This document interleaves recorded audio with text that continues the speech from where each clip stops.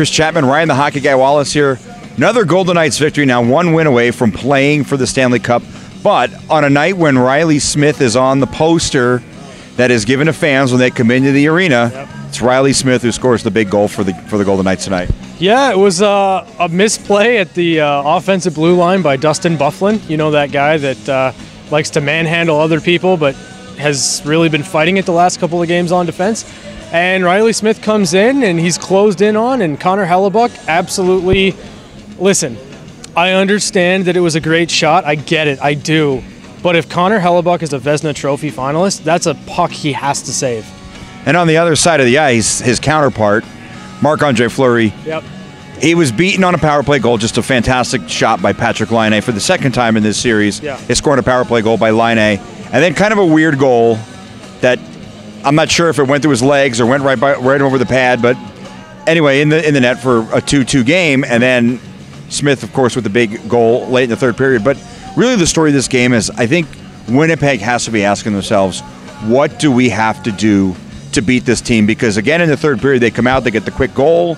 Golden Knights don't panic. They just play their game again. They play a little bit on their heels, but when it's crunch time, they step up and they get the big goal. Jets captain Blake Wheeler was asked what more this team has to do offensively. He laughed at the question. He said, we got 40 shots on a 110-point team on the road. There's not anything else we could do. It's just not going in. And a big part of that is Marc-Andre Fleury and the zone that he's been in. But another part of that, too, is the fact that Winnipeg is forced to dump the puck in. They're forced to get in on the cycle. And when they're in the cycle, they're not generating anything from the slot. They're really not getting any point-blank chances. Vegas has done a very, very good job of taking care of the center of the ice.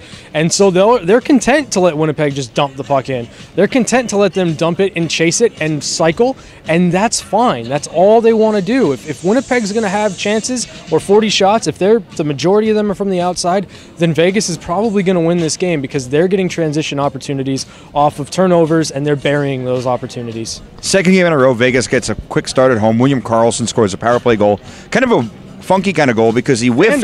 He fanned on the shot, and somehow he beat Hellebuyck, who, let's be honest, for all the talk about Hellebuyck being a Vezina Trophy candidate, his attention to details, his good details, whatever he wants to call it, he really has not played good in this series. I mean, he's been fine. He's been okay, but he's not been what Vezina Trophy. He hasn't been what Marc-Andre Fleury's been. He has not been as good in this series as Marc-Andre Fleury. He's completely indecisive every single time he gets out of his net to try to make a play on the puck. He bobbled the Belmar shot that led directly to a goal. So it's a lot of mistakes, a lot of lack of details for Connor Hellebuyck.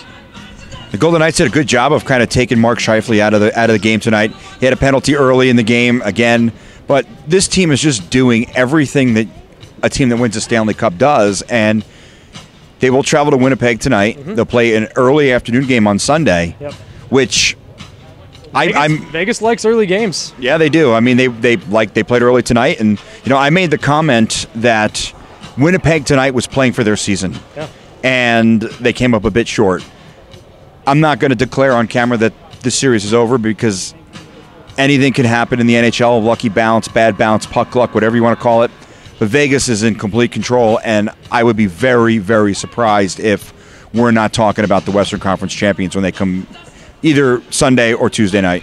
Yeah, it'll be interesting to see what Winnipeg comes out with on Sunday. Obviously, they're going to be fired up and charged because of their home ice crowd, and you know, they're going to have to figure out a way to get some penetration in the middle of the zone and get some shots from the middle and, you know, take advantage of their power plays and make Vegas pay for taking penalties. That's going to do it for us. Final score, Vegas Golden Knights defeat the Winnipeg Jets here at T-Mobile Arena by a score of 3-2. Next game, as we said, Sunday at noon. You can catch that on Fox Sports Radio 98.9 FM, 1340 AM with Frank Clayton. No, Ryan. We'll talk to you soon. Have a great night, everybody.